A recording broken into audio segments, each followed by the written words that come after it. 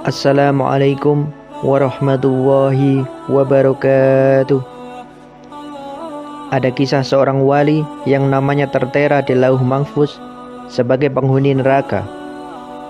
Ada seorang sufi dari kalangan tokoh tasawuf yang bernama Syekh Abdul Aziz Ad-Dabbagh. Beliau dalam kalangan tokoh tasawuf termasuk ulama kelas atas, wali min auliyaillah, ahli ibadah. Suatu ketika malaikat melihat namanya di lembaran kitab Lauhul Mahfuz ada dalam deretan penghuni neraka. Melihat hal tersebut, malaikat merasa kasihan dan mendatangi Abdul Aziz Ad-Dabbagh. Malaikat berkata, "Wahai Abdul Aziz, untuk apa engkau ibadah sampai segitunya? Sedangkan aku lihat namamu di lembaran Lauhul Mahfuz, engkau adalah penghuni neraka.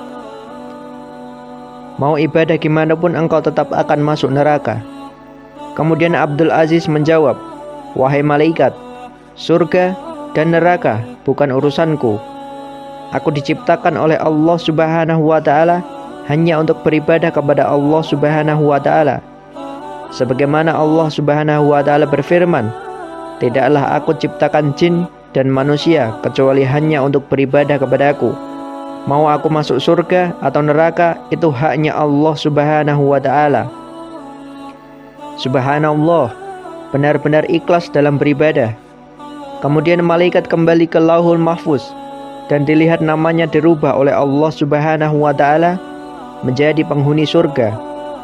Sebab Allah berhak menetapkan kitabullah. Lantas malaikat kembali menemui Abdul Aziz dan berkata, "Wahai Abdul Aziz, ada kabar gembira. Baru saja aku melihat namamu oleh Allah dirubah menjadi penghuni surga." Abdul Aziz menjawab, "Alhamdulillah. Tapi sekali lagi malaikat, surga dan neraka bukan urusanku. Aku beribadah hanya untuk menggapai ridhonya Allah Subhanahu wa Ta'ala. Kalau Allah Subhanahu wa Ta'ala ridho aku di neraka, ya itulah tujuanku." Malaikat pun takjub dengan keikhlasan Abdul Aziz dalam beribadah dan berkata, "Wahai Abdul Aziz, ikhlasmu inilah yang membuat Allah ridho dan merubah namamu menjadi penghuni surga." Lantas Abdul Aziz bertanya kepada malaikat, "Kalau ikhlasku tadi yang membuat Allah ridho kepadaku, lalu kira-kira dosa apa yang membuat Allah Subhanahu wa Ta'ala murka kepadaku sehingga aku menjadi penghuni neraka?" Kemudian malaikat bercerita, "Engkau ingat ketika engkau masih kecil, ketika umurmu sekitar 15 tahun. Engkau ingat ketika engkau tidur di kamar tidurmu, kemudian engkau mendengar suara langkah kaki ibumu menuju tempat tidurmu untuk menyuruhmu membeli sesuatu di pasar. Karena engkau mendengar suara langkah kaki ibumu menuju kamarmu, lalu engkau pura-pura tidur padahal engkau sudah bangun, agar engkau tidak disuruh pergi ke pasar. Ketika ibumu membuka pintu kamarmu dan melihatmu masih tidur, ibumu merasa kasihan dan tidak jadi menyuruhmu ke pasar. Sebab engkau bohongi ibumu. Allah Subhanahu wa Ta'ala murka dan menjadikan namamu sebagai penghuni neraka." Mendengar cerita dari malaikat, Abdul Aziz pun beristighfar, memohon ampun kepada Allah Subhanahu wa Ta'ala. Semenjak kejadian tersebut, Abdul Aziz Ad-Dabbagh di sisa umurnya tidak pernah berceramah kecuali tentang berbakti kepada orang tua. Setiap orang yang datang kepada beliau selalu diwasiatkan untuk berbakti kepada orang tuanya.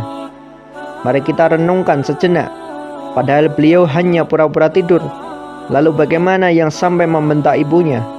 Bagaimana yang sampai memasamkan wajahnya kepada ibunya, yang mengeraskan suaranya di depan ibunya, yang sampai tidak memberi nafkah, dan bahkan yang sampai membuat menangis ibunya?